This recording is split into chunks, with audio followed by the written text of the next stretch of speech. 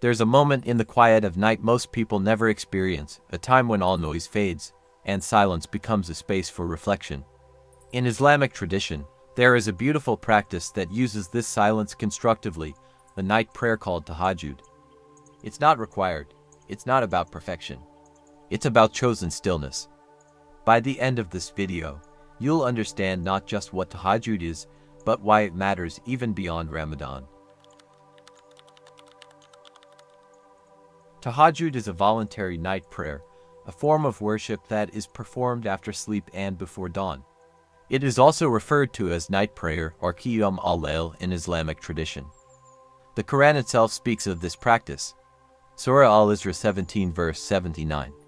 And during a part of the night, pray Tahajjud. With it is an extra prayer and worship for you. It is expected that your Lord will raise you to a praised station of glory. Notice one important word, extra. This tells us it's not compulsory, it's inspired devotion. This is not a ritual, it's a rhythm of the heart. What makes Tahajjud unique is the time. The world sleeps, distractions fade, silence grows deeper. Islamic scholars say that waking in the last third of the night to pray brings a sense of clarity and vulnerability that daytime devotion rarely touches. This quiet isn't emptiness, it's an open space for reflection, healing, and connection. In a world full of noise, this silence becomes a practice of awareness. One of the most cited benefits of Tahajjud is its power to invite genuine repentance. Night becomes a time where the heart feels closest to mercy. Tradition narrates that in the last third of the night, God's mercy is especially near, inviting believers to ask sincerely for forgiveness, and forgiveness is granted. Many describe this moment as light entering darkness. Beyond forgiveness, Tahajjud brings calm to a restless mind. Studies of human psychology shows that silence, especially in early morning, reduces stress and improves clarity. When combined with prayer and reflection, this effect becomes anchored in meaning. This benefit doesn't only matter spiritually, it also affects how a person behaves during the rest of their day. Tahajjud pulls the believer away from ordinary routines and invites them into extra thought about purpose, existence, and meaning. When life is fast, night becomes a pause button. Prayer in this hour becomes a space for clarity. Many people describe Tahajjud as conversations with meaning to God and not just a mere movement. According to Islamic tradition, the night prayer is a time when supplications, duās, are more likely to be answered, especially when asked sincerely. This timeless wisdom resonates with many. It means, ask during the quietest moments. Ask sincerely, not for show, only inward peace matters here. Ramadan itself is a month of reflection, patience, and spiritual renewal. When Tahajjud joins Ramadan, its impact deepens. The combination of fasting and night prayer builds self-discipline, gratitude, compassion, resilience. Ramadan isn't just about refraining from food, it's about realigning the heart. Tahajjud is not reserved only for Ramadan, it's meaningful all year. Those who practice it regularly say it helps with prioritizing life goals, managing stress more calmly, and enhancing emotional resilience. This is not about religion as label, it's about mindful reflection at dawn. Tahajjud doesn't just influence individuals, it reshapes how people relate to the world around them. In practical terms, that means it helps in conversations with more patience. People who regularly engage in quiet night reflection often respond instead of reacting. They pause more, listen better, and speak with intention. It helps in decisions with greater clarity. The stillness of Tahajjud helps sort emotions from priorities, making choices feel less impulsive and more grounded. It also helps in relationships with deeper empathy. When someone regularly reflects on their own flaws, hopes, and dependence on God, they tend to extend more understanding to others.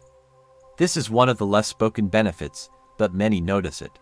The silence doesn't remove problems, it helps people meet them with a calmer heart. Imagine handling stress with clarity instead of reaction. Before any night prayer arises intention.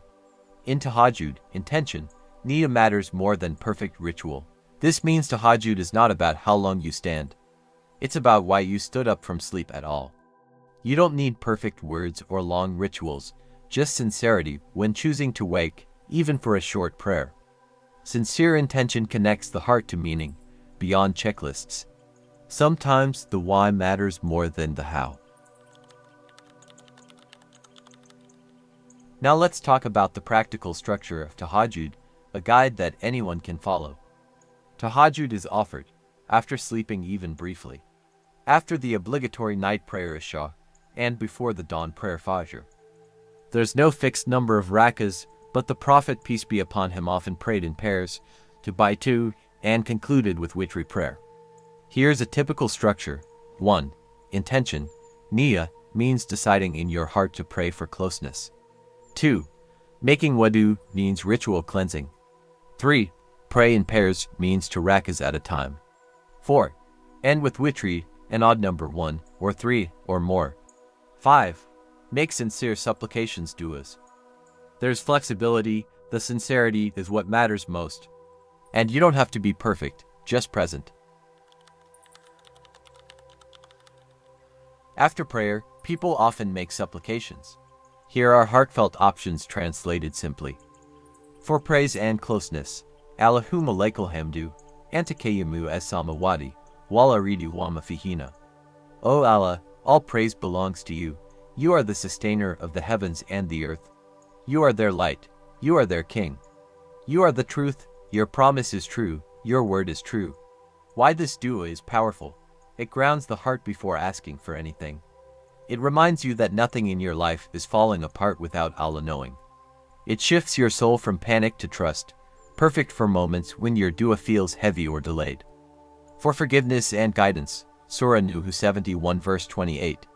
My Lord, forgive me and my parents, and whoever enters my home as a believer, and all believing men and believing women. Why this dua is powerful. It combines personal repentance with care for parents. It expands your dua to include the entire ummah. It reflects a heart that seeks guidance, mercy, and unity. Best time to recite, during Tahajjud, after praising Allah. In Ramadan nights, especially when asking for forgiveness. After obligatory prayers when your heart is soft. This dua is from the supplication of Prophet Nuh alayhi salam as recorded in the Qur'an, making it especially deep and sincere. For guidance and strength, our Lord, grant us mercy from yourself, and set right for us our affairs with true guidance. Why this dua hits the heart? It asks for mercy first because guidance flows from mercy. It's a dua for clarity when life feels confusing. Perfect when you don't know what step to take next, but you trust Allah to guide it. Best moments to recite, in Tahajjud, before asking for specific needs. When making big decisions, during Ramadan nights, especially when seeking strength to stay consistent. This dua was made by the youth of the cave, Hishab al-Kahf mentioned in Surah al-Kahf 18 verse 9 to 26, preserved for us in the Qur'an, a reminder that Allah guides those who turn to Him sincerely.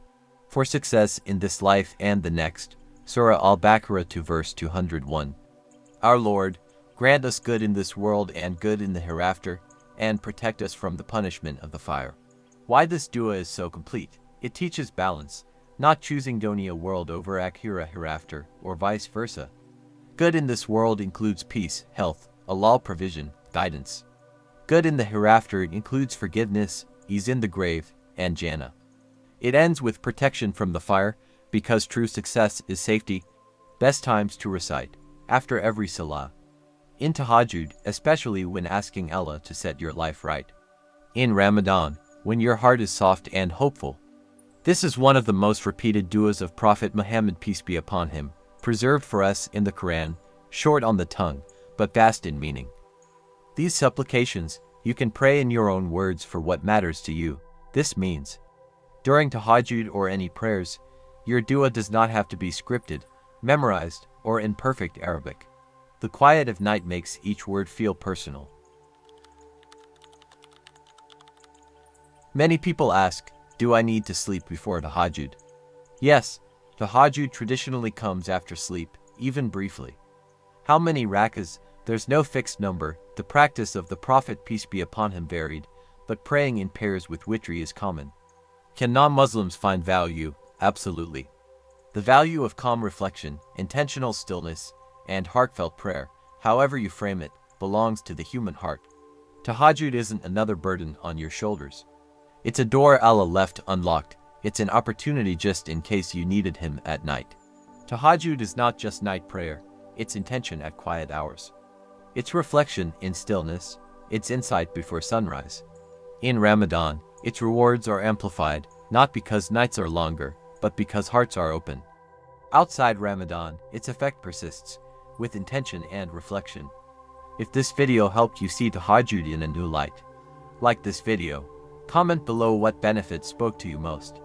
Share this with anyone who wants calm reflection. Subscribe to the Qur'an Companion for calm, thoughtful Quranic insights.